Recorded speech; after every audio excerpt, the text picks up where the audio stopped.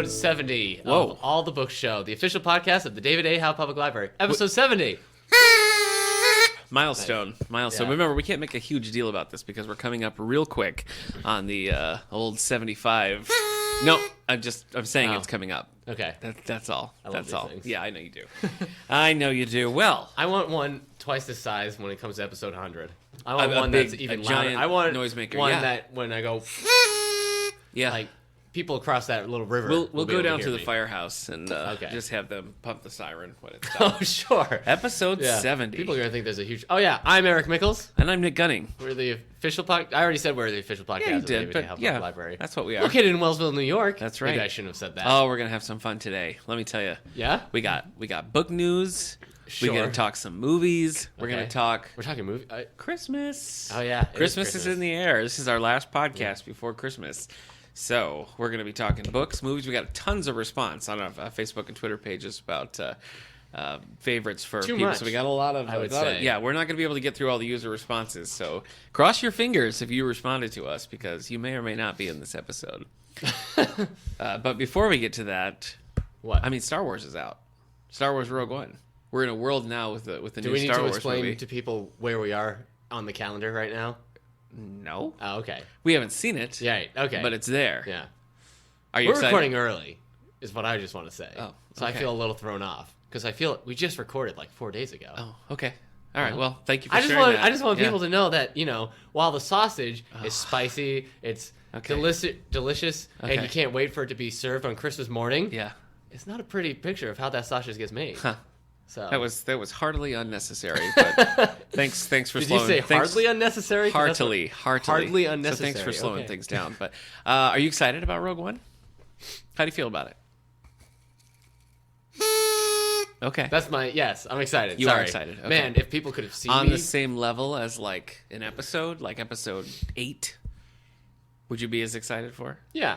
I'm probably more excited for this than I was for episode 7. Really? Because episode 7 I was like, it looks like it's just going to be New Hope. Yeah. And then it was. Right. Whereas this one I'm like, I know what this is about and everything. You know how you have a certain idea of how it's going to end, but like you don't know how I don't know. Right. It's going to feel more Yeah, I know what you mean. I'm more excited about the episodes, but I tell you what intrigues me about this is that I love that they're taking the style in a totally different direction. It's like a wholly new movie in the Star Wars universe. So I'm looking forward to seeing it. So we'll have to get together and talk about this when the time comes. Yeah. But you can catch up on our Star Wars episodes. Episode 17, we talk expanded universe. And what did we talk just recently? Just the new canon. What number was that? New expanded universe. A couple episodes ago. Like so 2 episodes ago? You can find the back episodes on SoundCloud.com/allthebooks or on iTunes, YouTube, all over the place. So find it. Anyway, today we're talking Christmas. But before we get into that, what's your favorite episode of Christmas? My favorite episode of Christmas. Is it episode 3, Revenge of the Sith? Uh-huh. You're talking about Star Wars, Yeah, though. Sorry. Oh, that's all right.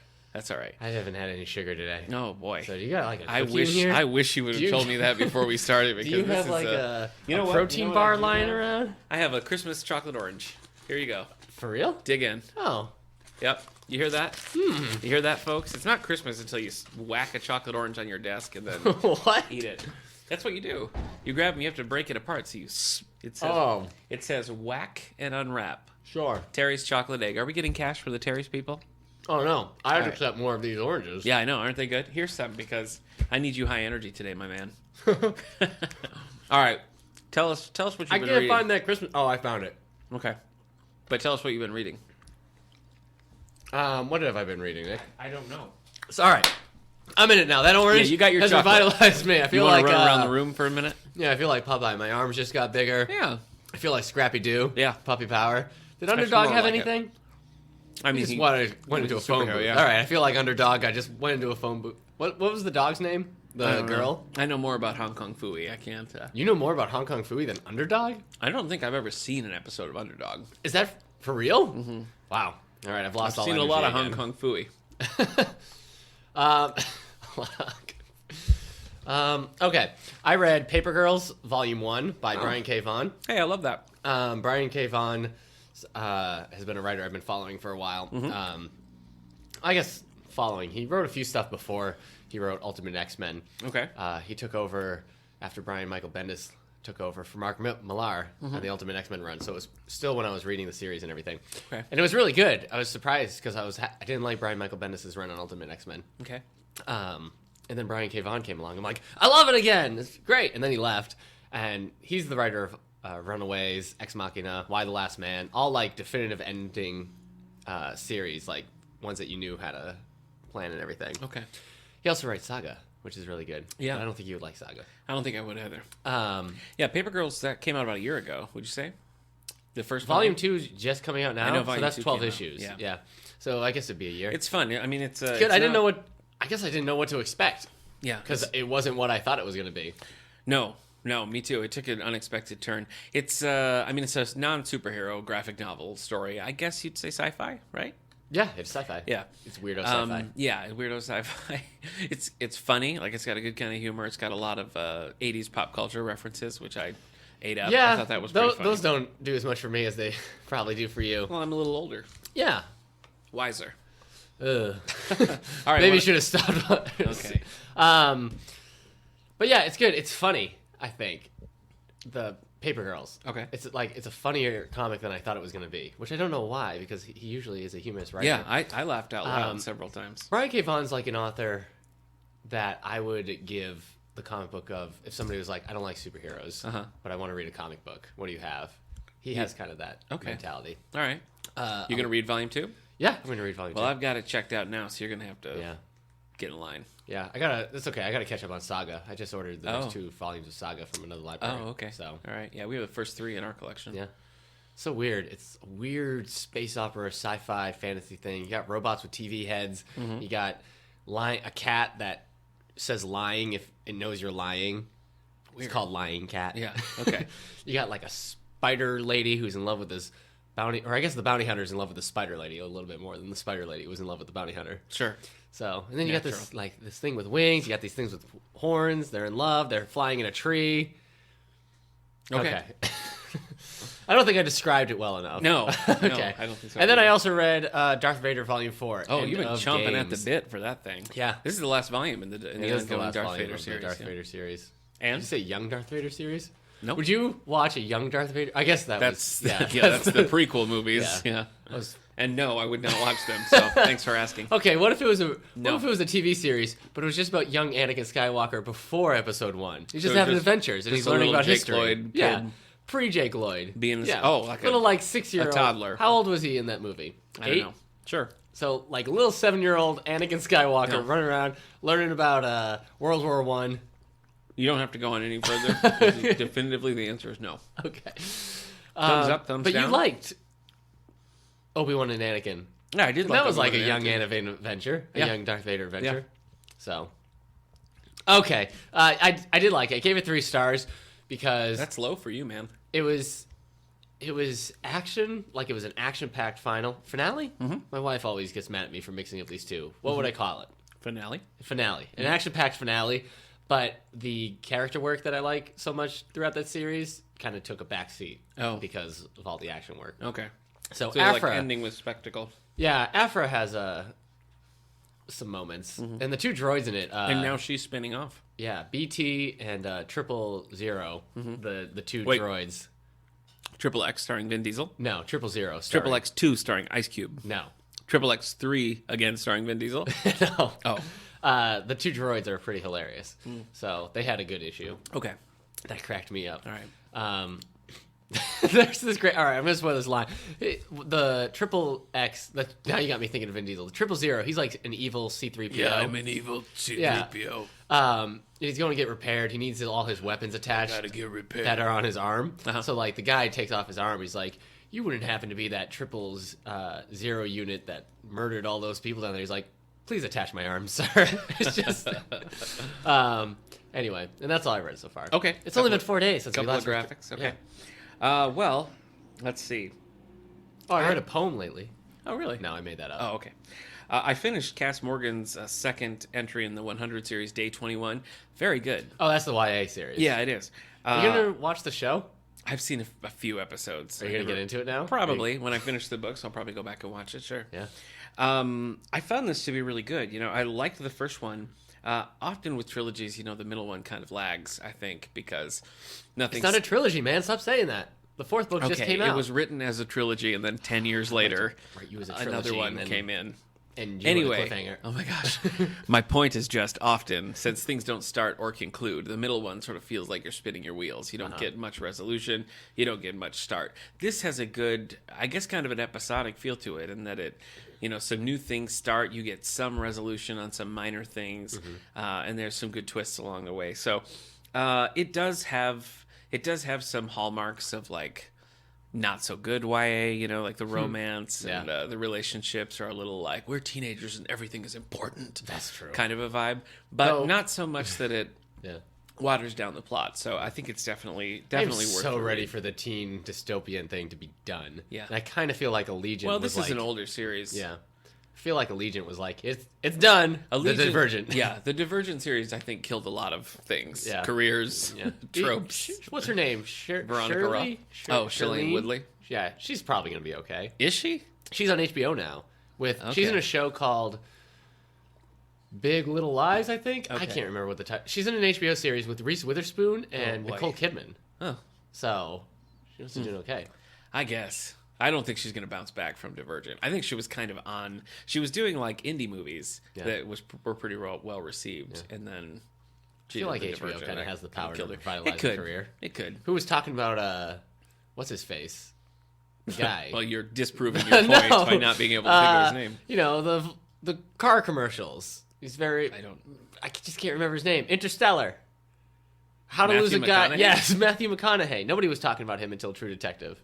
Everyone kind of forgot he existed. I suppose that. Yeah, and then he was in brought it back Interstellar. a little bit, yeah. Do you think he was in Interstellar because of True Lies? True Lies. That's a True different movie. Lies. True Lies. That's Schwarzenegger. Schwarzenegger. That was Jamie his Lee career. Curtis, yeah. That was his probably last good movie. Anyway. Maybe.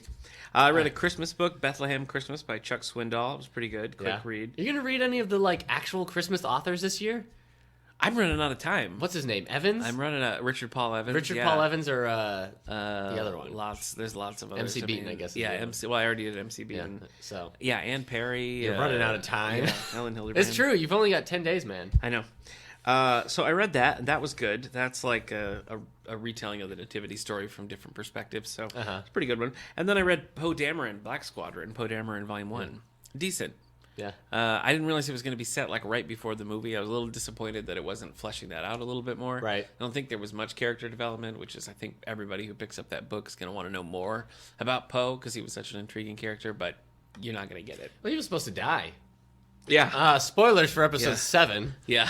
He was supposed to die pretty early on, and they were like, "We like him." Yeah. So you would say you're feeling Poe-faced about Poe Dameron's comic? No one would say that. No, it's priggishly or disapproving. Oh, okay. No, I wouldn't say that. Okay. Currently, wearing a disapproved stern expression. maybe.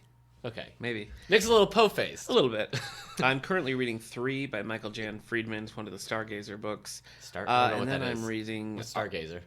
It's a Star Trek series. Oh, okay. Early. You tried to slide that Early one in there. Picard. And then I'm reading Archie's favorite Christmas stories. This is like my annual tradition of reading Christmas-themed Archie comics. Did you read any Halloween Archie comics? I can't remember. Last year, just a digest or something. Right. I didn't read a collection. But The did you read previous any of year those I this did. year? This year, just a digest. But last year I read Archie's haunted Halloween tales. I was going to read Sabrina, but it didn't come in time. Yeah. And then when it came, it looks terrifying. It does. So it looks. I Like don't know that it looks like Sabrina's Yeah, it does. imprinted from Vertigo it comics. does. So I don't know that I can. Alan handle Moore's that. Sabrina the Teenage Witch. Yeah, that's exactly right. Anyway, so that's it for me. I've got a stack of some things I'm trying to get to. Yeah, but we'll see. we should start having you how it goes. include all the children's books you read to your son. Oh, jeez. But then we would never get this. I know. We should do a special. We'd segment, never be able to talk about anything else. Or a special separate episode every week where Nick goes over the books he reads to his son. Talk about the children's books. Yeah. Yeah. Well, and get your son's reviews. Get him on. How mic. did he enjoy? Yeah, get him on the show. Yep, yeah. Westy, what did you like this? He loves it. Race car. Yeah. Yeah. Well, sure. That's- Did you that's like pretty it? much. Race car. Yeah. No, he's much better. He's much more eloquent than. Thank you. than Well, I he's just probably gave him listening credit right for. now. Yeah, He was he's really ticked. Yeah, he was like, "I'll race car you." You haven't even seen a race car, have you, Eric? Wow. Maybe. Harsh. I don't remember Weston. Harsh. Yeah, you can remember my fist. So anyway, that's what I've been up to. Yeah. I watched. Well, I'll save it for our Christmas segment because we watched some Christmas things. But. I've been watching Westworld. Oh. But I don't want to say anything until I'm done. I've got 3 more episodes to go. So based on a movie by Michael Crichton. Right. Not a book, just a screenplay. Right. Yeah. But if you go way back to episode 2, Yeah. we talked about Michael Crichton. Yeah. So I don't know if we talked about Westworld. I think we brought it up. I think we did. Because it was something he wrote and directed. Yeah. Which was just like, he's such a Renaissance man. Yeah, it's true. He's the greatest loss to the American literature we've ever had. Well, and we've got this new book they found coming out with Dinosaur Dragon Wars? Teeth. Dragon Teeth. I think it's called. Yeah. I'm looking forward to that. I'll read it. But yeah, Westworld's pretty good so far. Okay. I have some problems with it. All right. Nothing. It's one of those shows. I haven't seen them. I know the basic premise, and that's it. It has 10 episodes. Okay. But for about 6 of them, since the first one, I feel like nothing has happened. It's one of those like spinning its wheels. And I feel like it's just the world we're in now in terms of television. Like everything is made for binging, so everything just does that. You know what I mean? They just like tantalize for a little bit and then don't actually have. I feel like with Battlestar Galactica, which Westworld kind of has like, I think is trying to work off some stuff. Okay. Battlestar Galactica, the rebooted show from Sci-Fi Channel, like every episode was like intense. Yeah. Things were happening. You didn't know what was going to happen. Right. Because it was episodic. Yeah. But you still, wanted to binge on it. And when they everything. moved to a more serialized story, Right, it started getting weaker. tanked, yeah. And I feel like this new thing that, I mean, I have the same problem with Game of Thrones a lot of times, or just anything on TV right now. It's just like, no, everything's building up to intense things. It's just very slow build up. It's like, yeah, but you don't have to do that. Like, important things can happen every episode. Right. It's just, I don't know. I'm not loving this new trend of things. Yeah. Yeah, I guess I hadn't really articulated that in my mind, but that's true. I said Game of Thrones, but Game of Thrones kind of picked up the slack is 6th season. Like, things were happening each episode. But it's this idea of, like, if you have, like, 6 or 7 main characters, you're following each of their main story, but you only get to see little pieces of it each one. As opposed to, like... Fantasy. Yeah, as opposed to, like, Battlestar Galactica, where it was, like, this episode is focused on this. Yeah. This episode is... there were episodes where you didn't even see certain characters. Man, that show started well. Man, the first 2 seasons, Yeah. I wish there were...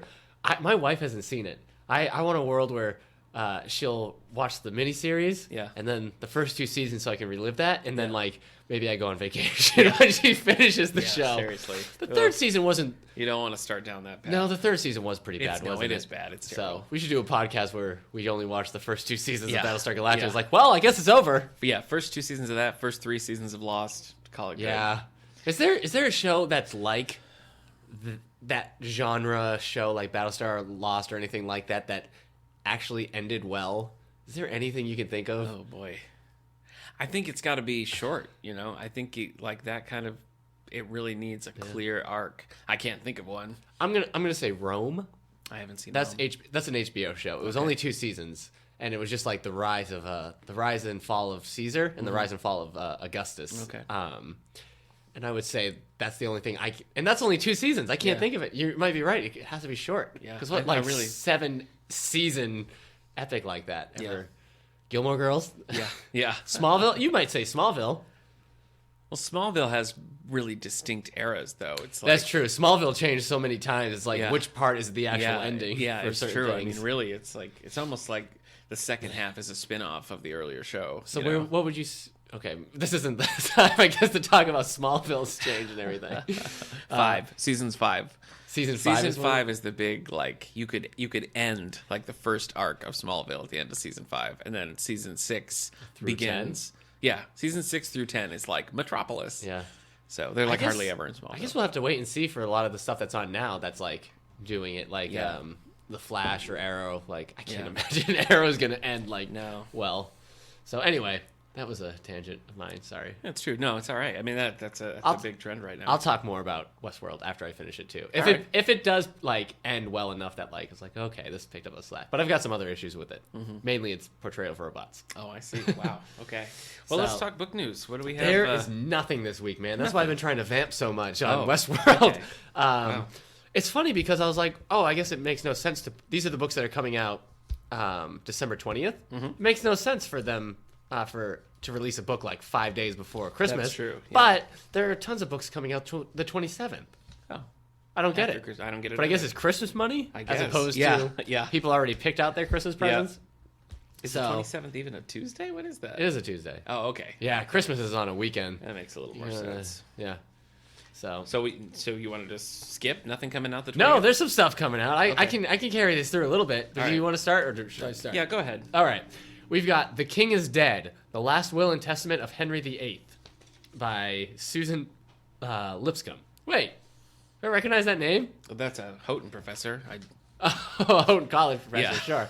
I don't think this is by her. This Probably person not. doesn't look familiar. Different. Which one is Henry VIII? Is he the one that killed like 8 women until he had a son? Yeah. Okay. Then who cares what his last will and testament is? Yeah. The Boy Who Escaped Paradise, J.M. Lee. It's the astonishing story of mysteries, truths, and deceptions that follow the odyssey of An Gilmo, a young math savant, as he escapes the most isolated country in the world and searches for the only family he has left. Okay. Can you guess what that country is? No. I don't know either. Okay. Thanks for bringing it Who up. has the flag? I think this is North Korea. Who has the? Is it the red star with the white circle around it and the? I don't know. Okay. Where's Yeah.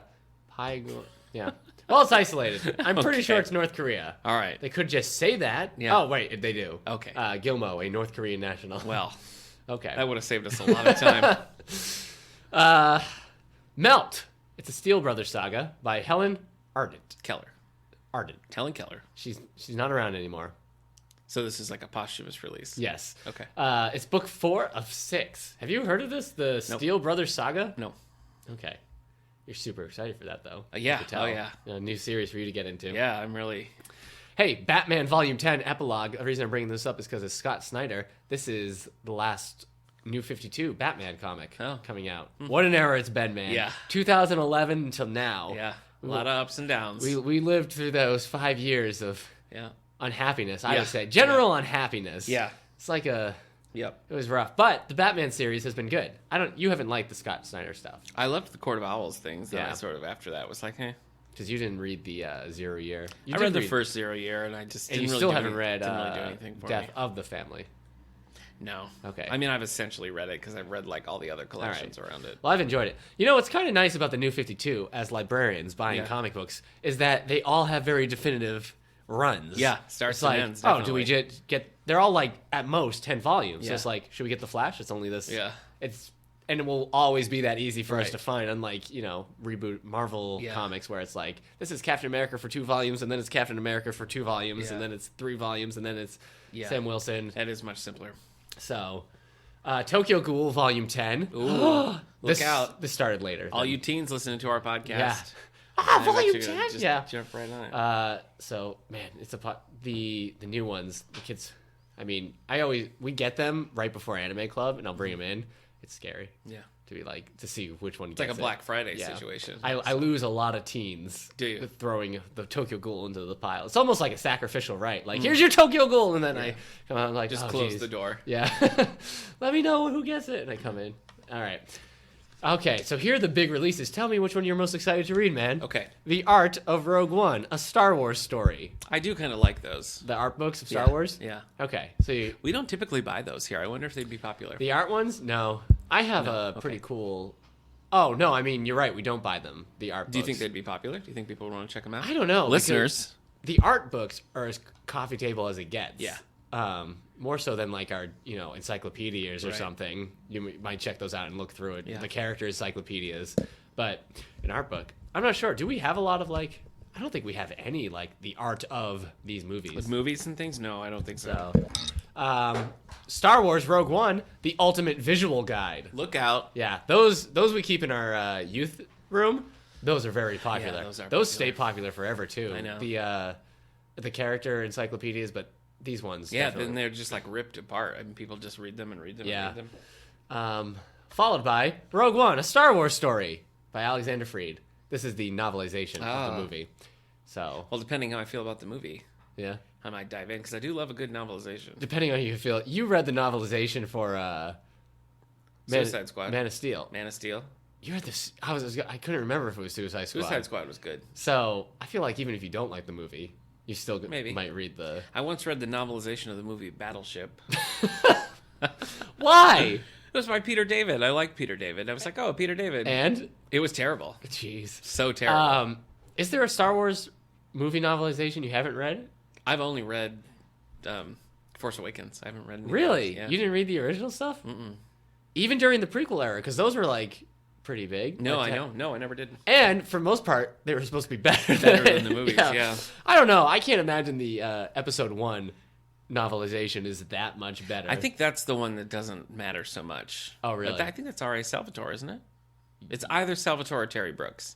right. One wrote one. But one Attack wrote on the other. Clones is supposed to be good. And the Revenge of the Sith ones are supposed to be. Then there's like that There's like forms a a tr- it's like a trilogy. trilogy, Those, yeah. The ones after those are supposed to be good. So I want to read those. Yeah. Yeah. Force Awakens was good. It's coming out in graphic novel form, too. I was trying to decide if we should get that. Force Awakens. Yeah. Oh, the novelization so far have been, for the new ones anyways. Episode 7's novelization seemed pretty popular for one. I got the Suicide Squad novelization, hasn't really checked out, but we added Episode 7 one into the youth room. Yeah. It gets a lot more action than I thought it Nice. would. So I think the Rogue One will do pretty good. But you didn't like Catalyst, No, I didn't. so But it's a different author. but it was a good author for Catalyst, wasn't it? But James Luceno, who wrote some of those Dark Lord trilogy Right. books. There he is. Yeah, James Labyrinth Luceno. of Evil, I think he wrote. Okay. So there we go. You're going to read, Thrawn doesn't come out till April. I am going to read Thrawn when it comes Yeah. out, definitely. You're going to be like, I imagine going through that with like a fine-tooth comb. Yeah. To Be be like, like, I don't know. this is what Thrawn's about now? Where's his art collection? Mm-hmm. So, because you're a huge fan of the Thrawn series. Oh, yeah. Thrawn as a character? Yeah. Okay. That original trilogy, the Timothy Zahn trilogy, is Yeah. so good. Have you reread that recently? No. Are you going to before the new one? No. Break your heart? Nope. Okay. No time. That was no time? What does this mean? I can't. Are you dying? No. You don't have any time Too for many books I want to read. I can't reread books I've already read. I know. We should do a Plain podcast on madness. rereading. I Because think I can't I've read- remember the last thing I reread. No. It must have been for a book club. It would have been for the kids' book club. I reread Outsiders. Okay. And The Giver. Yeah. No, I didn't even reread The Giver. I just read The Outsiders. I can think of maybe 3 in my whole life that I've ever read more than once. I used to reread Intentional. all the time. Yeah. I used to reread the Jurassic Park books Yeah. a lot. The Animorph books, forget it. I can't tell you how many of those I reread. Yeah, I always have. I was looking at my shelves and I was like, man, I got these books for last Christmas. Yeah. And I haven't got to them yet, so no. Yeah, Can't- I was can't do doing it. the same thing when I was going through Goodreads to see like what comic book series do I need to keep following. Yeah. I was like, oh, geez, I read nothing in 2016. Yeah. So I know, you had to slow down. Yeah, I really did. No. So Well, it was always 2017. maybe I'll use 2017 to reread all my favorites. Yeah, good idea. So Well, even as a speaking of- kid, Yeah. you never reread? No. I guess I imagined you like younger Nick would still be rereading favorites. No. Wow. I had tons of stuff I wanted to read. Okay. Yeah. Well, while we're talking about reading in 2017, let me tell you what's coming out. In 2017? 2017, yeah. Man, we're so close I know. to It's almost 2017. time. It has to be better than 2016, right? Probably. Do you think it's going to be worse? In some we've ways. yeah, in a lot of ways. Are you talking politically? We lost a lot of celebrities that we won't have to lose now in 2017. That's a weird way to look at it. I but mean, yeah. who else? I mean, unless like Hugh Jackman gets hit by a bus, I Whoa. can't imagine. I wouldn't want to be that bus, I'll tell you that. 18 people dead after bus hits Hugh Jackman crossing street. Hugh Jackman walks away, broken leg. Right. His veins coursing with the juices of boiled chickens. January 24th, 2017, we have coming out from fan favorite John Lesquart, the book Fatal, from New York Times bestselling author John Lesquart, a riveting standalone novel about the unexpected, shattering, and lethal consequence of a one-night stand on a seemingly happily married couple. What else has he written? Oh, I don't know. I tried to read The Hunt Club. The Hunt Club? The Hunt Club. Okay. By him. Is that And if people just rewatch Helen Hunt films all the time? Yeah, they watch as good as Time it for as gets. good as it. Oh. I saw a great episode of Mad About You this morning. If you want to talk, Helen Did Hunt. you? Yeah, I did. Is this off your DVD? Yeah, Okay. they finally released it. I had the first 2 seasons of Mad About You for like a Yeah. decade, and then they Okay. just Mill Creek released a whole series. Okay, so how was it? Do you want to explain the episode? You know what? I do want to explain Okay. the episode. They do one where they're trying to put their baby to sleep, and the whole episode is one continuous shot. There's no commercial breaks in it. It's Wow. like just like a play. So if anybody screws up, they have to start over. So it's very Was impressive. it live?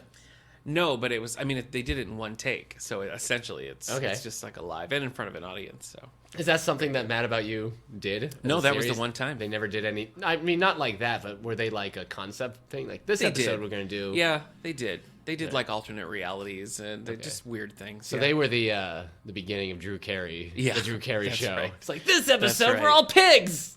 It crosses over with Seinfeld. Weirdly enough, Kramer is in like the 5th episode of Mad About You. What? Yeah, it's Really? true. Yeah, Paul like owns Kramer's apartment and Kramer's subletting, so he like gives Kramer's Kramer, apartment next door to Jerry.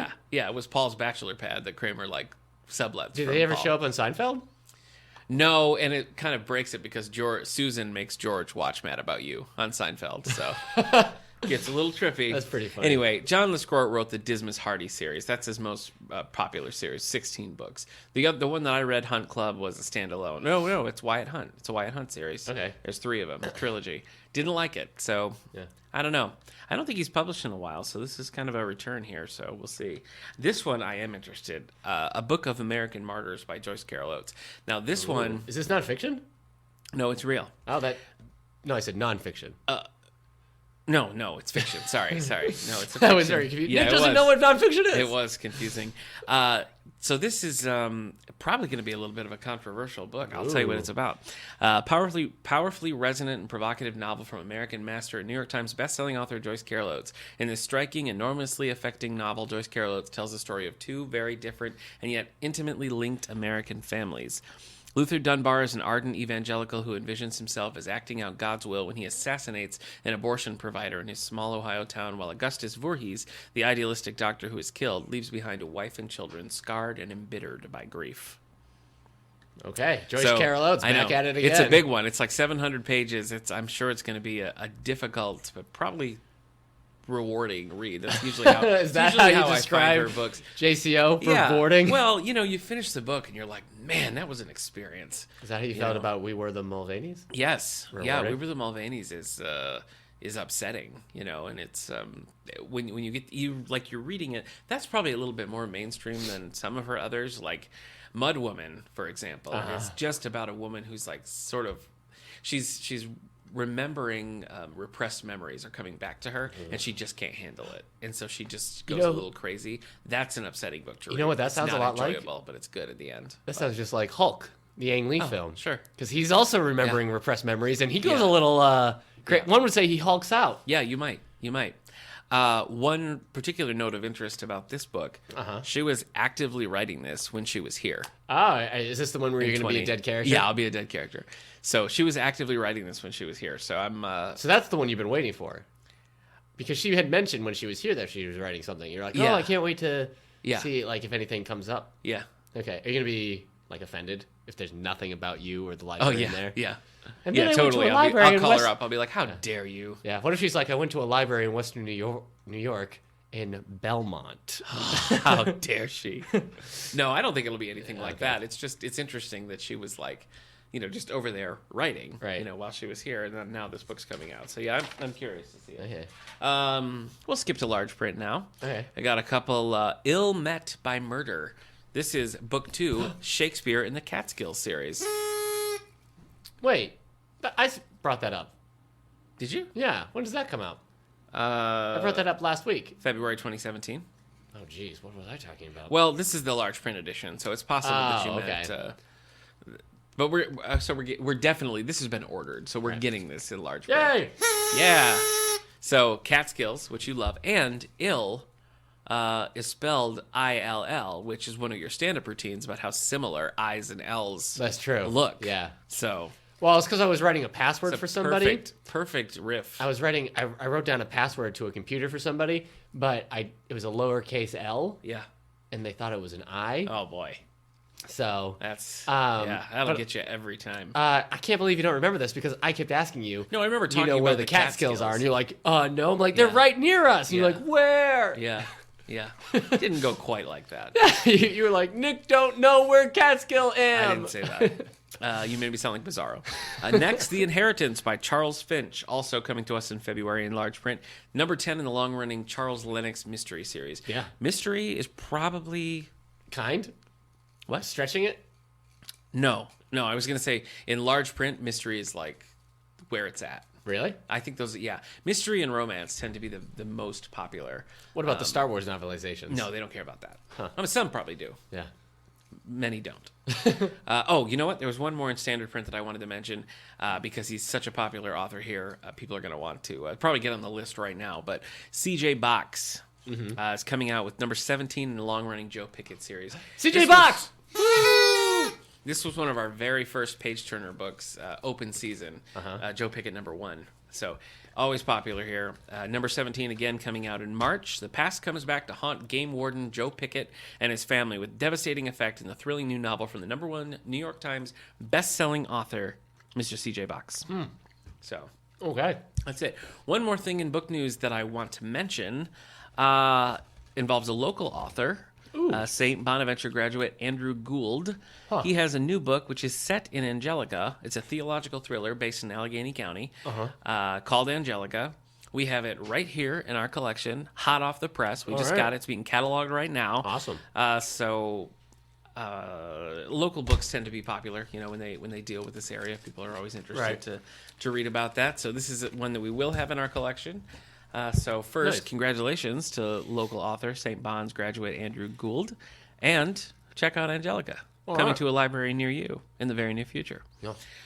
All right, hey, what's on the New York Times bestseller list, Eric? Let's talk about what's... So this is hardcover fiction on the New York Times bestsellers list. Yeah. Let's talk about what's 11 to 20, because it's just a little interesting. 2 weeks it's been on the list, but now it's down to 15 is the Prince Lestat in Realms of Atlantis book by Anne Rice. Anne Rice. So I guess she has her fans, but she doesn't really have much beyond that. Well, What'd you say about Anne Rice? she took a weird turn. I mean, she was writing the vampires, then she stopped and she wrote books about Jesus for a while, Christ the Lord, and a few others. I don't think those did very well. And then this return to the vampire series. Right. I don't know. Okay. I mean, yes, she has her fans. I don't see her picking up a lot of new fans, I guess. So Okay. people are still checking into the Vampire Chronicles or whatever this is called. Yeah. But probably not a lot of new people are going to check this out. Okay. And then And you're right. It has probably in all of history, the worst cover any book has ever had. It's just so boring. It's like a mock cover. Yeah, it's one of the It's when like you insert text here. Yes, that's exactly what it looks like art for coming. Yeah, right. Especially about if you're doing something about vampires. Vampires in Atlantis. In Atlantis, how do you not have the best cover ever? But I think this is also read I imagine Why is that not Tom Cruise in an 18th century garb swimming underwater with a merman? Yeah, right. I read that. Yeah, sure. I Number 13 I wouldn't. is All the Light We Cannot See. Anthony Dorr. Yeah. The Nightingale isn't here anymore, Nick. Oh no. To relieve your pain. And yet I'm reading it because it's There our you first go. book club book. But All the Light We Cannot See is still here. 131 weeks on the list. Wow.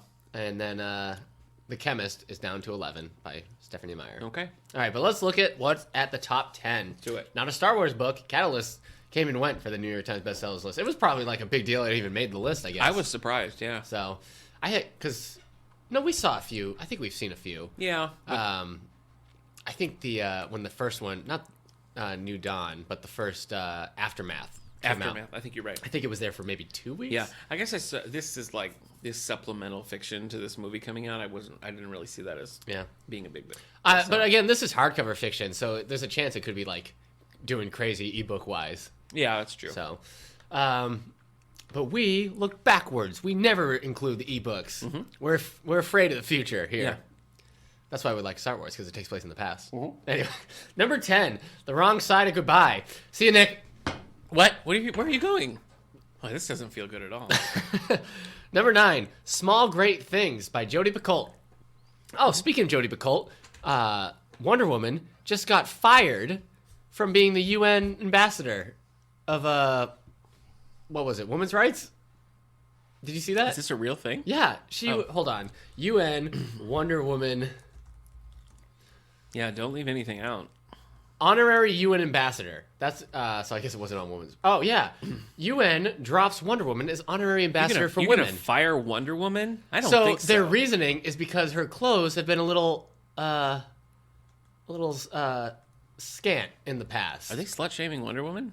It's ridiculous. One, a few months ago, they had all this pomp and like excitement. It was in the news and everything. Like Wonder Woman elected honorary ambassador for women at the UN. Like, oh, that's cool. That's exciting for Wonder Woman. It's exciting for fans of her and everything. Now they're just like, oh no, never mind. We don't like her outfits anymore. It's like, you idiots.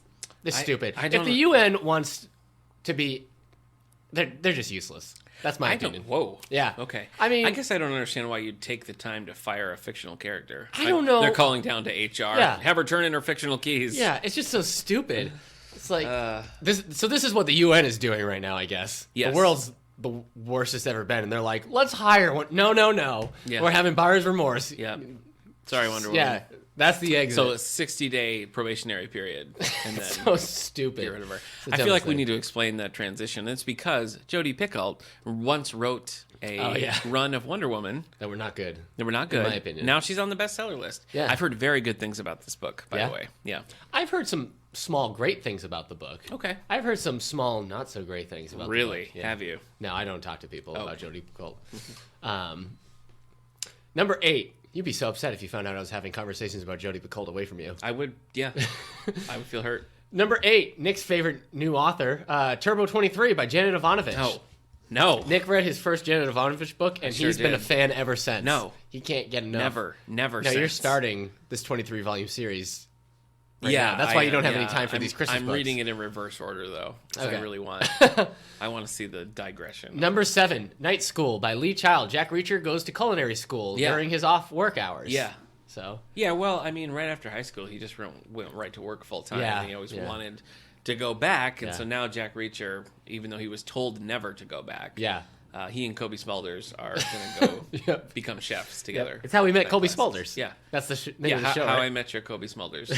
Yeah, with Jack Reacher at night school. Number 6. Ooh, am I not plugged in? No, I am. Not me, my laptop. Okay. What if that was me telling that That I'm you're a robot? Yeah. Am I not plugged in? I mean, I my want a laptop. refund. What?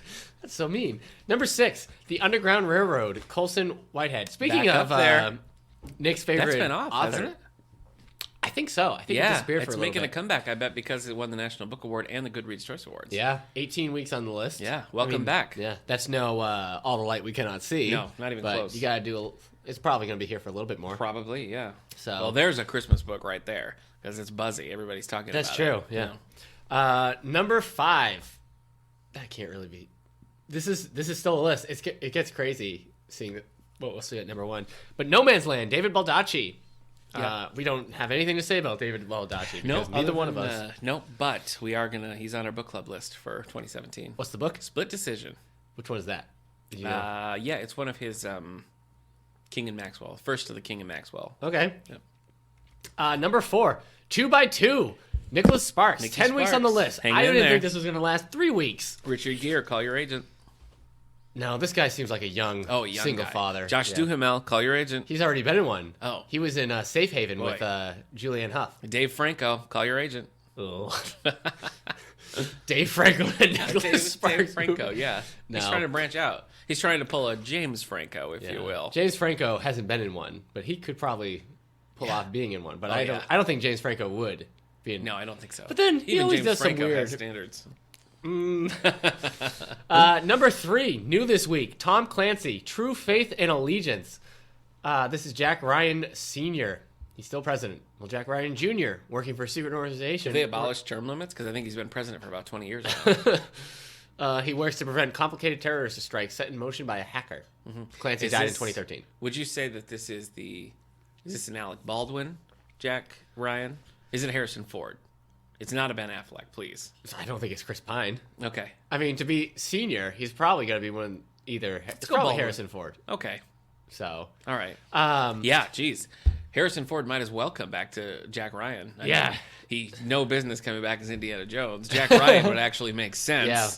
Well, I guess I'm So- president now. When I was a kid, I would say in 5th grade, I had a friend whose house I would go over to because he had like 4 computers. I think his dad worked at a computer company. So his like dining room area was just 4 computers all hooked up together so you could have LAN parties. And in 5th grade, like I like to brag like, oh, in 5th grade I was reading Michael Crichton. Well, in 5th grade this kid was reading Tom Clancy. And that's hard to like top because those are like tomes Yeah. of information. I mean, you've read 1, I read Hunt for Red October. That's it. Yeah. And that's like probably his shortest book. Yeah. And even Yeah, you it had probably is. that was like a dry run. I read it yeah. and said it. I like put it down halfway through and then came back to it. So like this kid was reading Rainbow Six, which is a thick book, but Yeah. like I think he kept reading it all. So whenever I see Tom Clancy, I think back to those days of playing Half-Life and StarCraft on his LAN parties. Okay. But he always killed me at Rainbow Six the game. Okay. Not here or there. Because I of guess. that knowledge from reading the books, probably. Yeah. Sure. He's like, I know what's gonna happen here. Boy, chapter 48, you're really gonna... Yeah, chapter 48. He's about a third into the book. right. Yeah. Number 2, Cross the Line by James Patterson. Yeah. And only James Patterson. Yeah. Though, I just pointed out to you, there's another book coming out. This James Patterson Presents thing. It's a thing now. It's bananas. It's no longer James Patterson with. No. Because I had talked about that young adult book. James Patterson near. Right.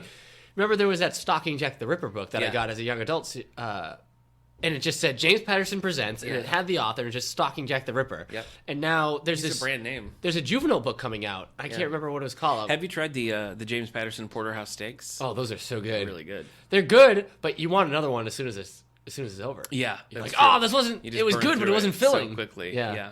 So Yeah. James Patterson sneezed toward this author. Do you think his co-authors is going to say James Patterson Presents Maxine Pietro with? Yeah, Do probably. you think they're co-authors? Yeah, they're probably co-authoring with co-authors. Yeah. All right. Yeah. Nick, number 1, and I really do. At this point, it's just a Mad Lib, right? really it's is, just like yeah. insert proper noun, Yeah. insert moving verb. Yeah. You know, like I started getting annoyed when I noticed that Steven Spielberg was listed as producer more than jeez. director. Yeah. And he was just producing everything. Yeah. But like, I guess this whole James Patterson thing, I'm kind of unattached from. But I'm like, Yeah. this can't. Yeah. This can't mean quality control. Yeah. I mean, most people don't. And yet, I don't think it slowed it down. That's the thing. And people comment on it. People come into the library like, "Oh, James Patterson. He's every like month or so, Yeah. 2 a month," and they're wise They're like, to Give it. me 2. Yeah, it's crazy. Yeah. He's almost like a drug pusher here. Yeah. Like, where's my James Patterson, man? I need it. It always comes back to drugs with you. That's the second. You said I was like a drug addiction, and James Patterson is like a drug dealer. That's nope, That is what nope, you said. nope. Okay. All right. All right, number 1, and I believe it's at number 1 because people don't know what to get their dad because it's been at number 1 for a while now. The Whistler by John Grisham. It has to be like Godspeed, John Grisham. Dad doesn't like anything. I got him that grill cover last year. Yeah. I got him that Yeah. grill spatula last year. Yeah. Dad likes books sometimes. The Whistler.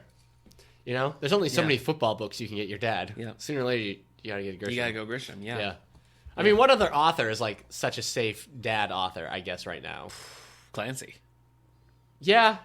And if Robert B. Parker was still around, Yeah. yeah, I would say. Well, Robert Knott's yeah. reanimating. Yeah. But I mean, like, I wouldn't. Yeah. All right. Well, we go. congratulations. Congratulations to who? John Grisham. Why? He's number 1 on the list. I see. Okay. All right. I was wondering. Yeah. It was confusing. You're confused. Well, here we are. Ho, ho, ho, Eric. What does that have to do with anything? It's Christmas time. No. Yeah. The Merry Christmas. This Yeah. is our Christmas Do I episode. do this? Merry Christmas! All right, take this away from me. I should take it away from you. I don't want your gross, disease-ridden... You keep it in a drawer. Yeah. that's right. I don't want it on my desk. Like some kind of You keep it in animal. your desk. I don't want it on my desk. That's Okay, different. that was a very Seinfeld moment of you. Thank you. Thank you. I'll take that as a compliment. Well, It's near the desk, Jerry. last year, episode 15, or Was it really only Saint, episode 15 for yeah, us? St. Nick's Christmas Picks, episode 15. Then we circled back around with episode 19 or 18. We did The Snowman Cometh. That was a That was a Lonely Hearts book. Lonely Hearts Book Club, yeah. You wanted to read that. I do. I still want to read it. The Snowman, yeah. So if you want to look into the past, there, episodes 15 and 18 are If you want to look into Christmas-themed the episodes. Christmas past Yeah. with a ghost. Yeah. That's how people say that. Well, let's dive in here.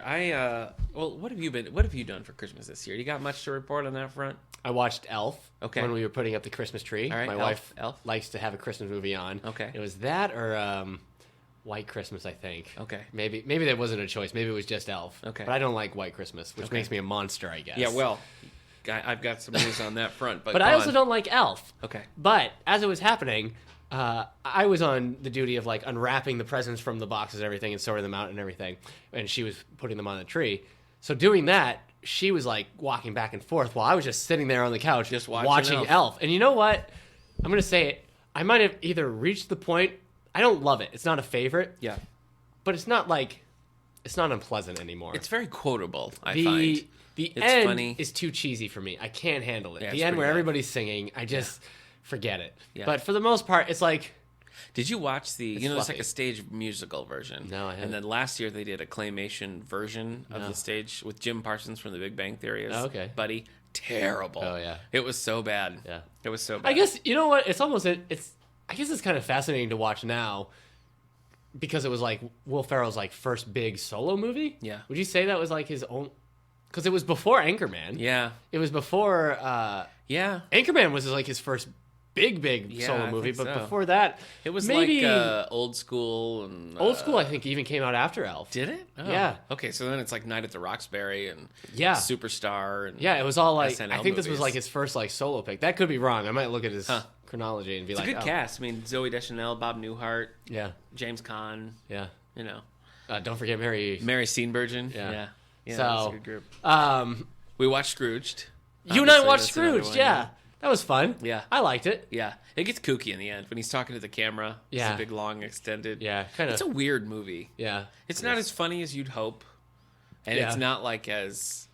It also There's doesn't- that line where he's like, where he sees his past and how his dad gave him a ham Yeah. or like ribs. I can't remember what it was. A steak, It was a right? steak, yeah. As a kid, he's like, that's like $5 of meat or something. Yeah. It's a big deal. He's like, what I saw is a father give his son what today would go for at least $14 of meat. You know, he was just like trying to push how great defend that it, meat yeah. present was. Yeah.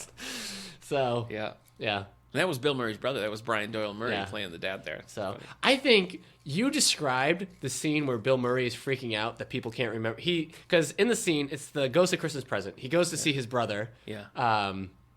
And they're playing that not charades. Yeah. What is it? They're just playing one of those games where they have to It's guess like a something. Trivial Pursuit, Yeah, and yeah. he has to guess the name of the ship Yeah. on Gilligan's Island. Yeah. And you described it so much more funny than you described it funnier than the movie was. Oh, really? Yeah, because you described it as in like freaking out. yeah. But like he's just kind of like. But that would be a moment where he'd be like, "What is happening?" Yeah. That's how I remember it. Yeah, That's funny. like, "Ah, Yeah. it's the minnow!" But I love later when he's on TV and he was like, and it was the SS Minnow. And Yeah. family's like, what? Yeah. So. Yeah. Also, what's the little woman's name who plays the brother's fiance, wife? I don't know. She's from Just Shoot Me. Oh, yeah. Wendy Malick. Wendy Yes. Malick. Yeah, that's Seeing- right. seeing Wendy Malick in that was pretty And fun. Karen Allen of Yeah. Indiana Jones fame. Yeah. So. Pretty much Scrooged in Indiana Jones, where you'd know. And the Glass Menagerie. She was Laura in the Glass Menagerie movie. And she was Karen in Indiana Jones and the Crystal And Skull. the Crystal Skull. That's how she wants to be remembered. Yeah. Yeah. She looked way better than Harrison Ford in Crystal She did, Skull. yeah, she so did. She's been Good keeping for it. you. Good for she's you. been staying healthy. That's right. But Harrison Ford, he says, please, Yeah. kill me. Yeah. He was upset that door malfunction on the Millennium Falcon didn't end his Yeah. life. He's Yeah, like, he you was mean I sad. gotta keep filming? Yeah. Oh. Melissa, I don't think I can make it anymore. I watched, speaking of sci-fi stars and Christmas, last night my wife and I watched A Christmas Carol starring Sir Patrick Stewart. Yeah. Not great. Oh, really? Yeah. I had kind of wanted to watch that one. Yeah, I mean, it's okay. It's worth watching. Poor P. Stew. Yeah. It's just kind of, first of all, it's like they watched them up at Christmas Carol. I mean, I know they're both adapted from A Christmas Carol, Right. obviously. But so many, like, scenes, and even, like, the scenery was Yeah. like, man, this is a lot like them up at Christmas Carol, Yeah. minus Michael Caine and Gonzo. Yeah. So, it was fine. He wasn't particularly good in it. What the heck?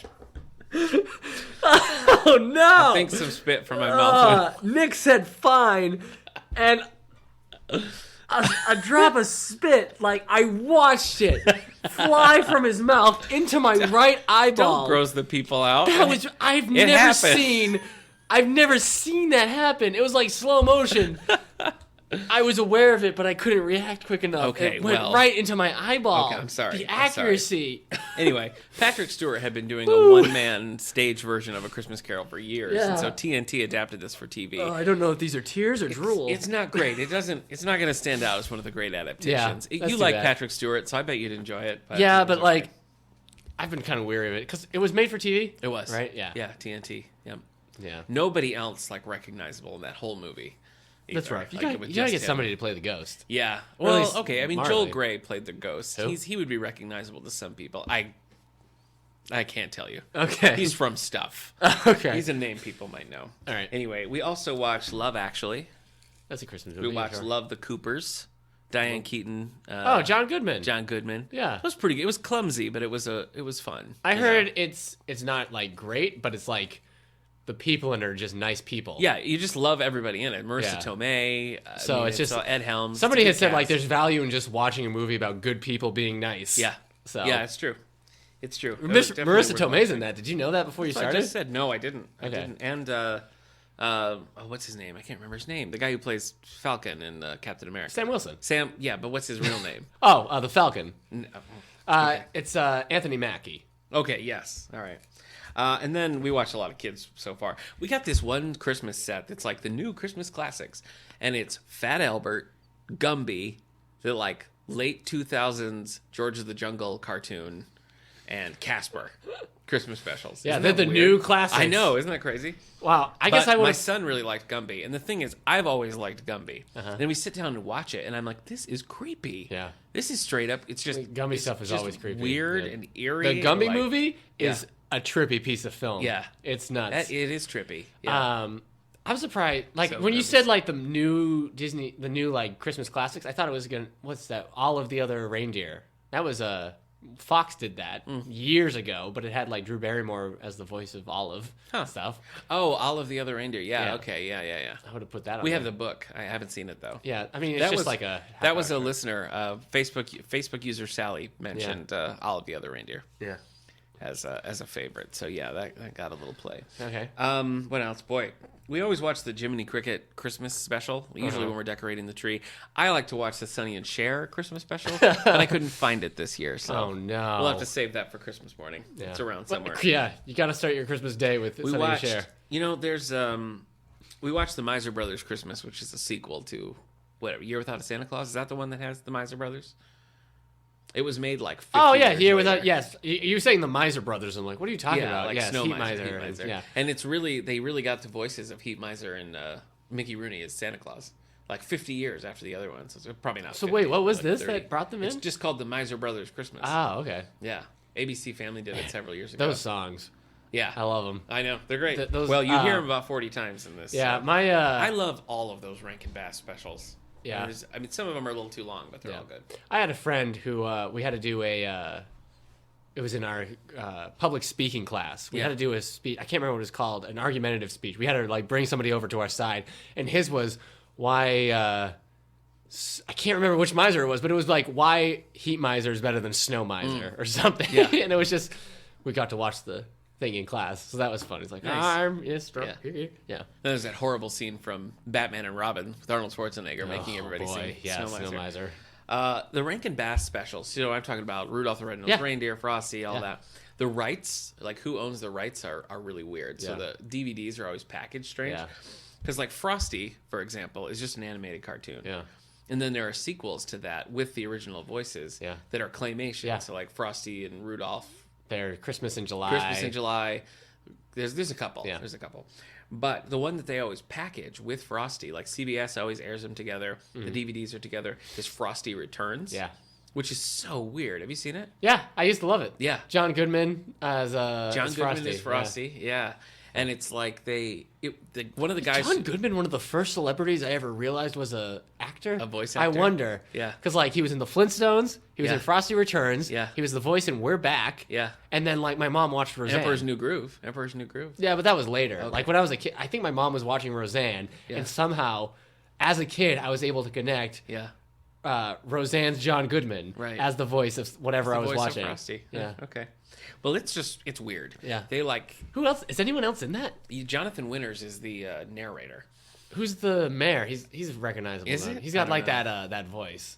I can't Yeah. remember. But anyway, they're really not connected in any Right. way. The styles are totally different. Yeah. It was the animators were some of the people who had made the Peanut special, so it has a very Charlie Brown look. Yeah. But it's weird. And then John Goodman starts singing, and it gets bad. But yeah, those are. Yeah, those I are haven't seen beloved Frosty classics. Returns since I was a kid, so I can't Let's do it. Yeah. Frosty Returns. We have Garfield one of Christmas. those. We watched Garfield Christmas. Whew. We have one of those collections, and I think the one that's missing is Year Without a Santa Claus. Yeah. Which is too bad. There's a live action Year Without a Santa Claus with John Goodman as... What? Yeah. Oh, you know what? Santa. I think I remember that. Weird. I didn't watch it, but I think I Weird remember stuff. seeing commercials for that. Weird stuff. Out of those ones, Little Drummer Boy is actually one that like I learned to appreciate like over time. Like as a kid, I never wanted to watch it. Yeah. But as I got older, it's not colorful. It's yeah. As I got older, I was like, oh, I see what's going on here. Yeah. This is pretty good. Yeah. But Santa Claus is Coming to Town, I think, was always my favorite. It's so long. I love it. Yeah, it I has some of the best songs. Yeah, it does have good songs. And I mean, I always liked Rudolph. Yeah. But yeah, Santa I would Claus go is Coming. Rudolph. The Warlock, the one foot in front of the other one. Yeah. That one's great. That's a Yeah. great song. So, Yeah, that is good. That was almost. stuff. I mean, as a kid, that was my Batman Begins. Yeah. You know, like, oh, that's how he gets his Yeah. sleigh. Oh, that's where you trained with the Batman elves. Begins. Yeah, sure. Man, I know we talked a while back when we were talking Thanksgiving stuff about the Garfield Thanksgiving special. Yeah. And you said the Garfield Christmas is so sad. It's And unnecessarily sad. I remembered that it was, but we watched it recently, and it was like, man, when Grandma starts talking about Grandpa and how difficult it was for him to show affection, but Christmas he was warm and how much she misses him, it's like, jeez. Yeah. Garfield. Yeah. Even Garfield's like, I gotta get out of here. This is so sad. So, pretty crazy. Yeah. So I've read a million Christmas children's books. Yeah. So I'm gonna hit you with the highlights. Dr. Seuss's The Grinch Stole Christmas. Sure did. I had never read this book before. I Really? thought I had, but no, I hadn't. I'd only seen the special. It's great. It's so good.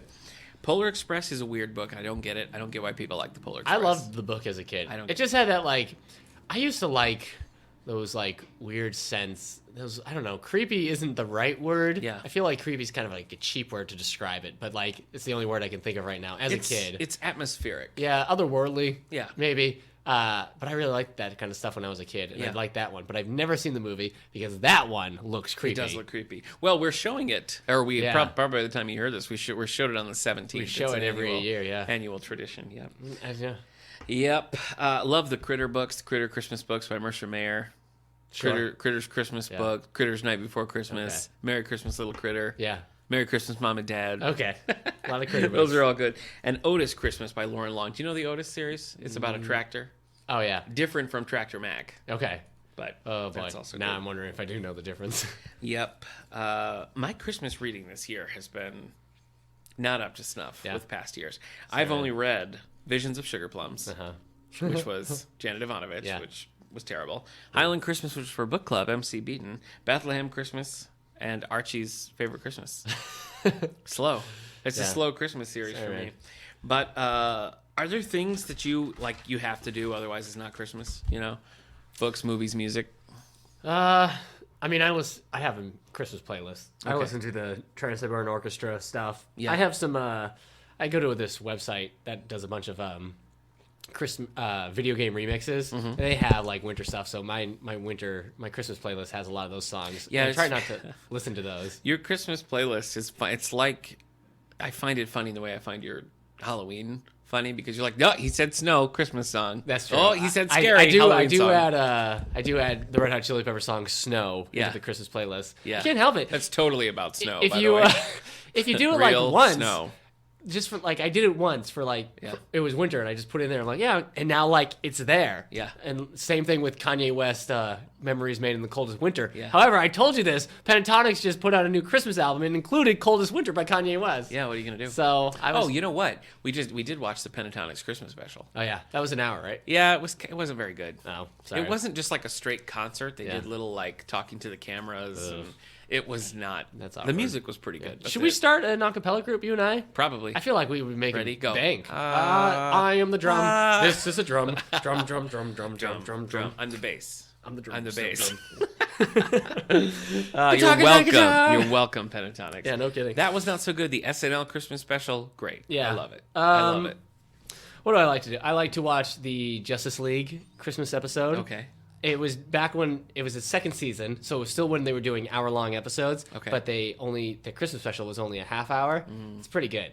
Flash has to find a Christmas present for these orphans. He said he was gonna Oh, get for them. It's like a singing duck. He's like, I'll get it, think and I've then seen he only got one copy. He went to Japan to get it, and Alter Humanite crushed it. He was like, "No, those children!" But Alter Humanite makes one, and that reads The Night Before Christmas to them. That's it's so great. nice. And Martian Manhunter's all lonely because he doesn't know where to go. Yeah. So he goes to hang out with Superman. We find out that Superman's parents, the Kents, used to wrap his presents in lead wrapping paper so he couldn't peek at his presents. Yeah. Which is pretty good. Batman's nowhere to be found. I think he asked for Watchtower duty.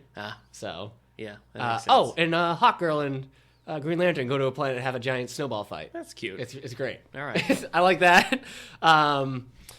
I don't know. I like Muppet Christmas Carol is like the one movie that I'm like, I have to watch this on Christmas if I'm going to watch it ever. Yeah. My wife likes Elf. She likes The Holiday with Jack Black and Cameron Diaz. Right. Kate Winslet, and Jude Law. Mm-hmm. So she likes that one. White Christmas. I don't know. For me, else. I mean Muppet Christmas Carol definitely. Mm-hmm. I also like the Muppet Family Christmas, which I used to have a VHS tape of that when I was a little tiny child. Okay. That was my Avengers movie because the Fraggles showed up, Sesame Street showed up, the Muppets. I mean, it was a whole thing. Yeah, so people that's great. people talk about how the Avenger films like changed this like cinematic universe, but like we've been doing that for years. Hanna-Barbera did that years ago when they Yogi did Bear the and the Spruce Goose. Yeah, all the that Spruce stuff. Goose stuff. Yeah. We've been in this world forever. Yeah, so. we have. Scooby's Laugh Olympics, same thing. Christmas Carol, there's a lot of debate on this. And one of our, again, from Sally, she says the George C. Scott Christmas Carol. Oh, right. You know what? That's is my the wife's one. favorite one. She has to watch that every year or For Christmas me, doesn't I mean, it's happen. all about the Alistair Sim version. Have you was seen that? this? No. I don't know. Originally, it's called Scrooge, and then usually it says A Christmas Carol. Right. But it's just something about his Scrooge I find the most like his transition is so good and so natural. It's not just like I'm happy now. It's like he's still kind of a jerk trying to be nice. I just love it. I love it. My DVD has the original version and a colorized version, and we usually like alternate. And it also has the old Seymour Hicks version too, which we watch. I like what I like about the Muppet Christmas Carol, and this I didn't really like realize. I read this article. I was like, that is true. Is the sense of how lonely Scrooge feels in the Muppet Christmas Carol because he's like one of the only human characters. Yeah. So it's almost this like, it's he's like this outsider in this like crazy Muppet world. So of course he would feel like super like even at the end when they're all singing "The Love We Found" or "The Love We Have." He's at the table. It's just surrounded by Muppets. Yeah. That's kind of like I mean I love the Muppets. I would love to hang out with the Muppets. Yeah. But like. If that was your world, it would be kind of like, oh, it would be sad. I'm the only human. The Muppet Christmas Carol, well, in some ways, it's one of the most accurate versions because Gonzo, I mean, he quotes the book constantly. Yeah. And the one thing it doesn't do is anything with Scrooge's sister, which I always think is a mistake because his hatred of Fred, like he loved his sister, she dies in childbirth. She shows up though, right? No. When he goes, he's at the school. He gets picked up, I think. Maybe. I think who cares what father says? I think there's that scene. Think so. I don't know. I don't think so. The love we found when love is gone. The Muppet Christmas Carol is great, definitely. Yeah. But the Alistair Sim one too, I have to watch. My wife and I, this is one that we've sort of like made a Christmas movie, which is You've Got Mail with Tom Hanks and Meg Ryan. It's got the middle is a big Christmas scene. Okay. And it's got that Harry Nilsson song, Remember Christmas. So good, so good. So we usually watch that one around Christmas I think time too. But out of all the movies that are Christmas themed, but aren't really Christmas movies, the one I consider most a Christmas movie is Batman Returns. Yeah. And the That's reason fair. I think that is because I feel like Christmas in that movie isn't just like an aesthetic choice. It's not just like, oh, it's set at Christmas. We want it to Iron snow. Man 3, for example. Right. Which is definitely weird for Iron Man 3 because he's in California. Right. So it's not even a white Christmas. Right. But Christmas, I feel like, plays into a lot of the themes Batman Returns does. Like, all the characters are, like, lonely and outsider, and I think that's amplified by it being Christmas. Yeah, I think so, too. And I just think it works more than, like, like you said, like Iron Man 3 or, I don't know. Die Hard's fine. Yeah. Die Hard has this Christmas movie. Die Hard. Yeah, one of our listeners, Brandon, mentioned Lethal Weapon as well. Oh, yeah, that's it. a Well, you know what? That's Lethal Weapon. I can't remember if it's directed. It's written by, anyway, the guy who directed Iron Man 3. Oh. And, like, all his stuff. That's a thing, isn't it? Yeah. Shane Black, that's his name. He did, was Nice Guys set during Christmas? I don't think so. Because that's his movie. I'm so surprised by that. But the movie he did with Robert Downey Jr., Kiss Kiss Bang Bang, that's set during Christmas. Okay. But in California, too. Yeah. So, it's just a strange thing. Well, for Christmas books, I would say if I were going to recommend a couple of favorites, it would be, if you like the animals, I would go Christmas with Tucker by Greg Kincaid. If you like mysteries, I would say A Little Yuletide Murder by Donald Bain. Okay. Bane, the man who broke the bat's back. Yeah. A more recent one would be Rainbow Rowell's Landline. It's very Is that Christmas? Good. It's all Christmas. Okay. Yeah, all Christmas themed. And I love the Dickens Christmas Carol. The book is so readable. You know, you think a book that old, you pick it up and it's going to be like stodgy and stuffy, but it's not. It feels very modern, and it's a novella, so it's not super long. It's fun to read it, I would read it. It's fun to look up the effect that book had. Yeah. On not just Christmas, but like people. Yeah. Like I can't remember it was this like millionaire back then when it came out. He owned a company and everything. And he went to like a public reading of it. And he said it like apparently like it like changed his like whole mind. He went home and like or went back to work and sent everyone home, sent them all with like turkey dinners and everything. Like so. Yeah, well, that's in just we just watched this Patrick Stewart thing, you know, and in the bonus features, he was talking about how it really like made it so that it was like this is a time to be with family. This is a family thing where you need to go and like do a big thing. Yeah. And A Christmas Carol coming out is something that really made that more in the minds of people. So yeah, it's interesting where things like that can have such a lasting impact. But I've only done one. Have you done any Christmas plays? Have you been in a Christmas play? No. I almost did A Christmas Carol. I was Bob Cratchit, and it was canceled before we performed. Sorry, man. She Loves Me and Steel Magnolias have Christmas scenes. The only straight-up Christmas play I've ever done was Wise Women by Ron Osborne. I directed that. It's a small cast for five. You had a vocal cameo in it, as you'll recall. Sure did, yeah. Your phone and the radio. That's a great Christmas story. It's short. It's not overly schmaltzy. Like, it has just the right amount of like Christmas to it, but all the characters have something to do. It's a well done show. If I was ever going to revisit a play I directed, I could see like doing another version of Wise Women, maybe down in the auditorium for Christmas some year, because it's just it's a simple set, simple cast, good breakdown of men and women, good show. I liked it. That was. When we did that, it was like the coldest winter ever. We were performing just. Would you say you had memories formed in the coldest winter? Yeah, Kanye West. Yeah. Oh, okay. But it was frigidly cold, terrible weather. Our second night of shows, I actually had to go on and play a role. Right. Small role. Right. But I had to do it very last minute, and we had probably like 10 people in the audience. But it was so much fun. It was just like, here we all are, terrible, terrible weather. We're all huddled together. Would you say here you are now? Christmas show. I don't remember the rest of the line. So it was great. I mean, I think the cast really had a good time with that. So hey man, there are no small roles. But hey, thank only you. Small Muppets. Thanks, man. Like Rizzo.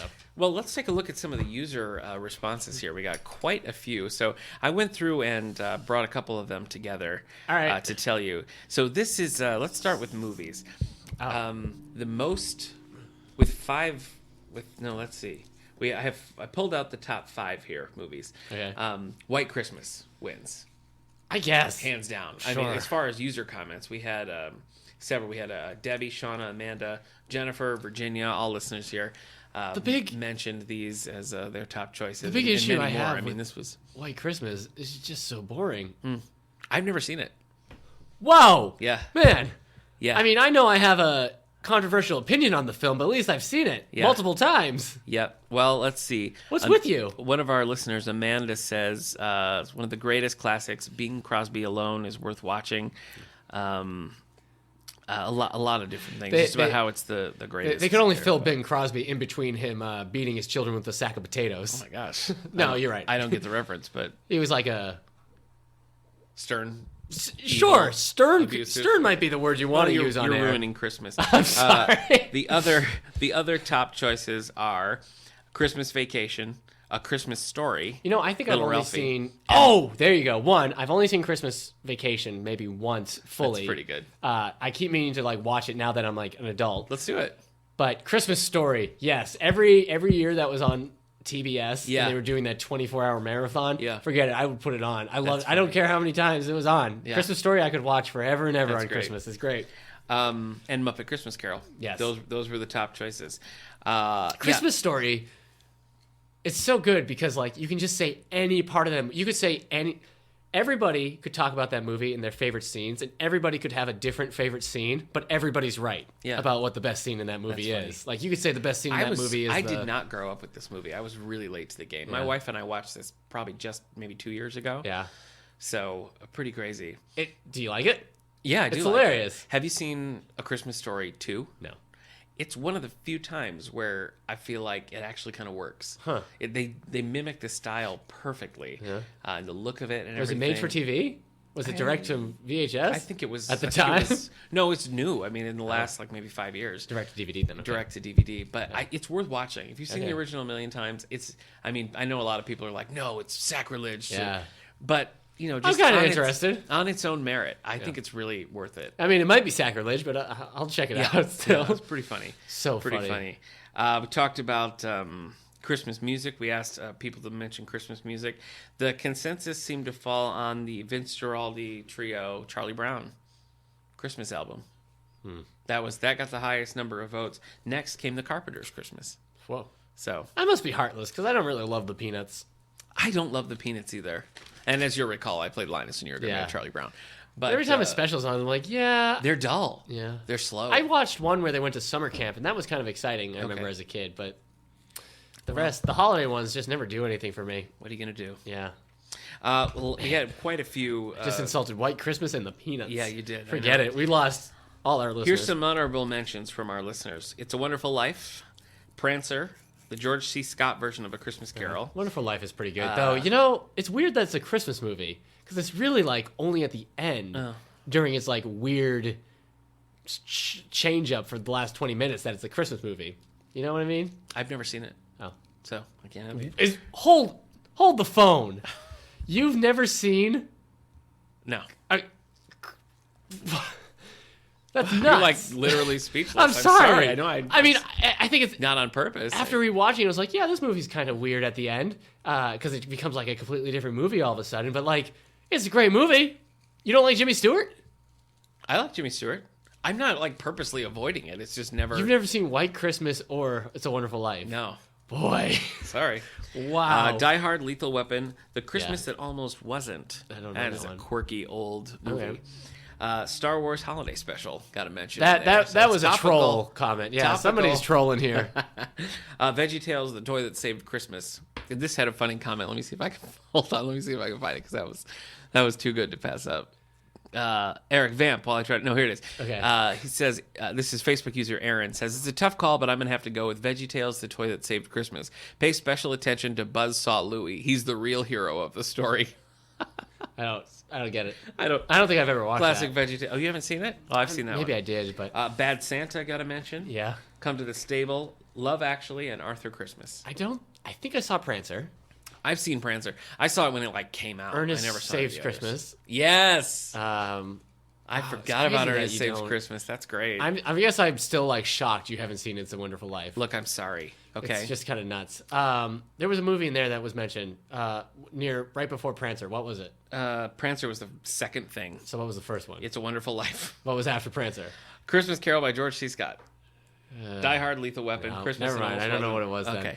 All all right. right. There was a Christmas movie I meant to say. Oh, as a kid, we had recorded it when it was on TV, but now I don't think you can find it anywhere. Mrs. Claus with Angela Lansbury. It's on VHS. Yeah. That was great. I've never seen it. That was had I love some Angela fun Lansbury, songs, so yeah. fun characters. I would Maybe do I that. think it's been a long time.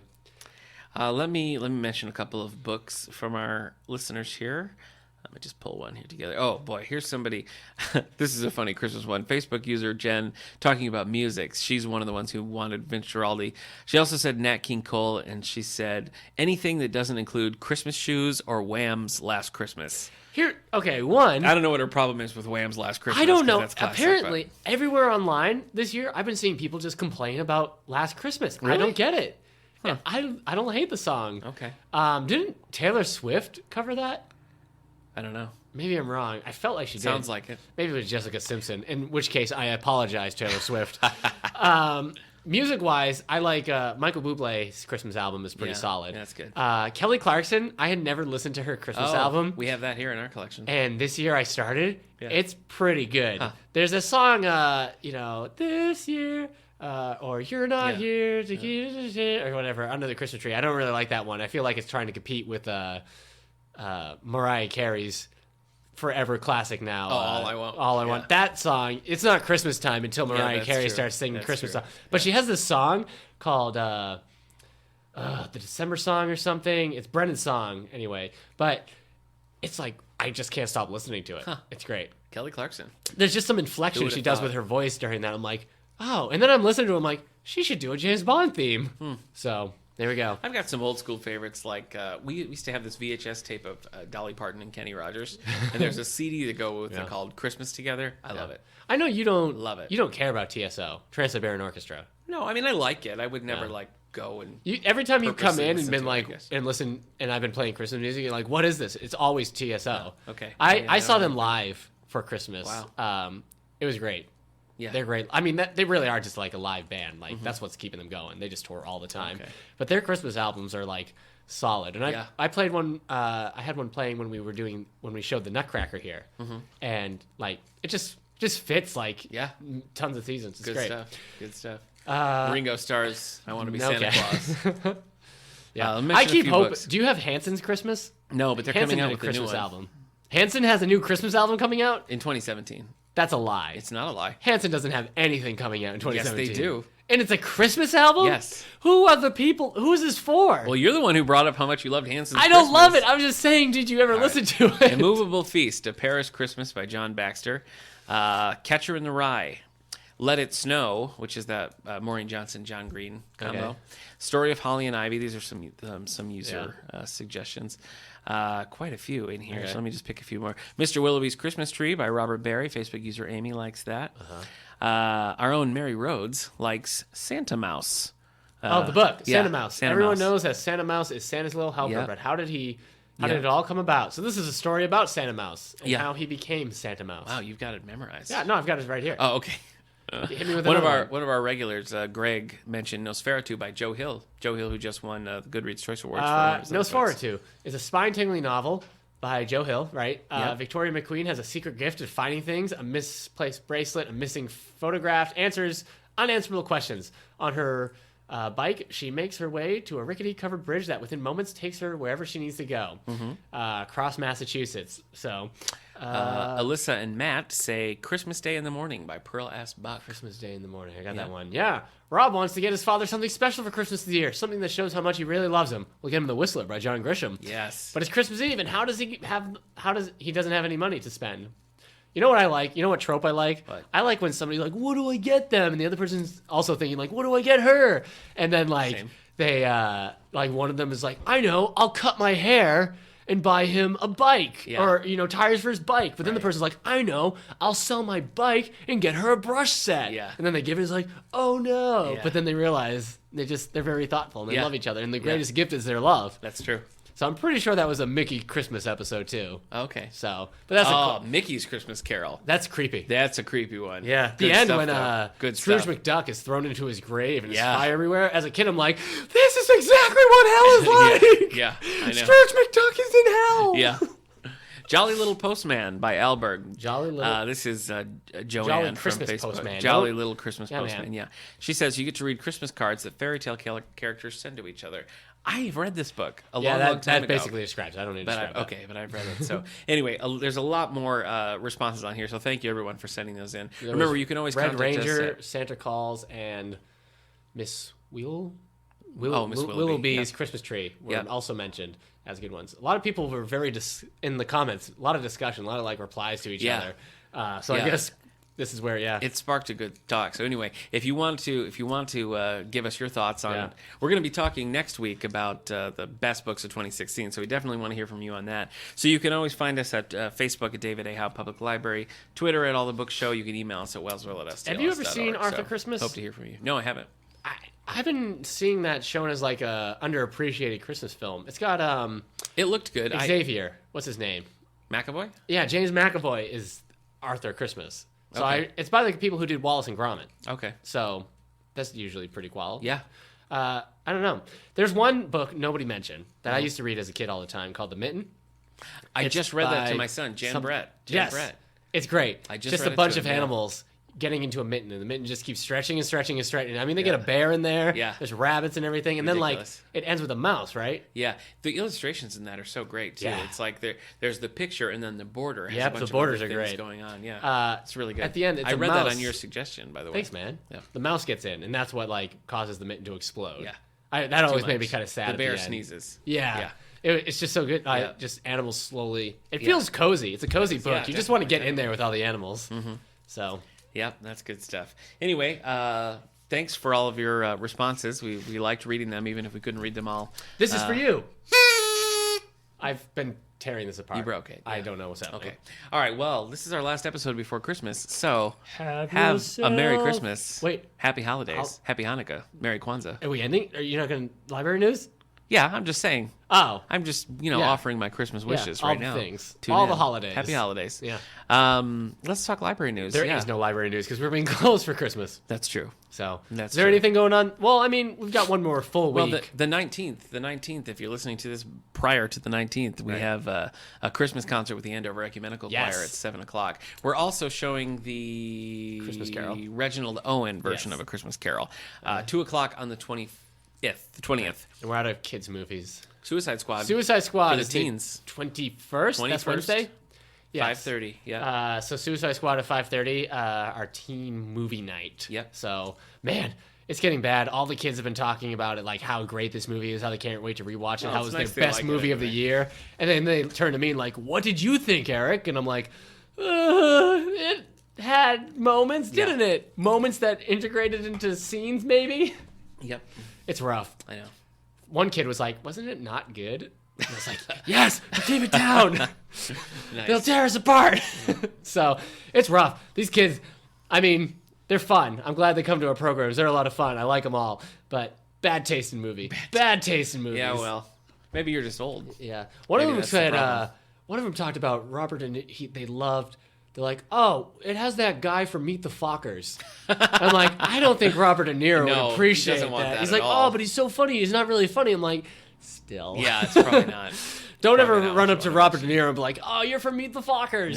No. Jeez. Book clubs are currently reading Highland Christmas by MC Beat. And I had to get more copies because they're Yeah. all checked out. So more copies are coming in. So if you wanted to join but we didn't have one, we'll have more soon. Contemporary Classics is reading The Nightingale by Kristen Hanna. So have any new Christmas books of note entered into the adult book collection? Have you seen any like on the new release? yeah, I mean, we've had a couple come in. Joanne Fluke had a new one. All right. Debbie McCumber had a new one. James Patterson, Bookshot, Christmas Mystery. Right, Just yeah, we came saw in. that. What we really have, that's cool, we have this new version of A Christmas Carol that has the original manuscript side by side. Nice. It's a really neat version. So that's in the adult Okay. section. You can take a look at that here. We don't have young adults didn't really happen much. There's one called By What Light by Jay Ashner. Yeah. That John Green one tends to be popular. Which one? I can't remember. When, Oh, I know what you're talking about. Yes. yeah, one of our users mentioned, our listeners mentioned that. Yes, I know Sarah, exactly what yeah. you're talking The about. story of no, Let It Snow. Let It Snow. It's like 3 stories or Yeah, something. Yes. So Yeah. Okay. Well, I guess that's going to wrap us up for this time. Remember, we're talking best books of 2016 next time, which is so different please than Goodreads. let us know. It's your favorites. Yeah, it's your really. favorites. The So, best book you read in Yeah. 2016. So does that it's a mean year in review? Do you want them to only let us know if it came out in 2016 or anything? I think that would be the top preference. But if Okay. they discovered a book in 2016 that they really liked, I want to hear about that. Did you too. just read To Kill a Mockingbird for the first time in 2016? let us know? So you read that only just last year. Yeah. So yeah, you're right. That was your best book of I know 2015. it was sure. Right up there with Yeah. Janet Ivanovich. Except, can I say a controversial thing? You prefer? Go Set a Watchman. That's crazy. I liked I mean, it I better. haven't read either. So I liked it better. That's That would be controversial. I know. I know. I can't wait till you say that to somebody who just blows up. Yeah. It's like, are you kidding me? I know. I You can't have wait no either. respect for literature. Can't wait either. All right, so All 20. right. So best books of 2016, and we have one more after that. No, that'll be our last in this year, and then after that, we're going to be in 2017. So That's true. Yeah. And do we know what we're talking about then? no, we don't, but we are going to be covering the 1970s. Normally, we would do that on our 70th Yeah. episode. Eric's very upset. I got vetoed. We had. I don't get even know Christmas how. in. I got to so talk we're to gonna my talk manager. episode 75. We're going to talk 70s. Yes. all Well, it still 70s, works. so. It's still a milestone. Exactly, So, that's what I thought. This is episode. So in 5. Yes, we'll cover all the books and stuff from the 70s. Yep. In All right. 75. Well, thanks for tuning in, folks. Let us know your favorite books of 2016, and we'll see you next time. Bye.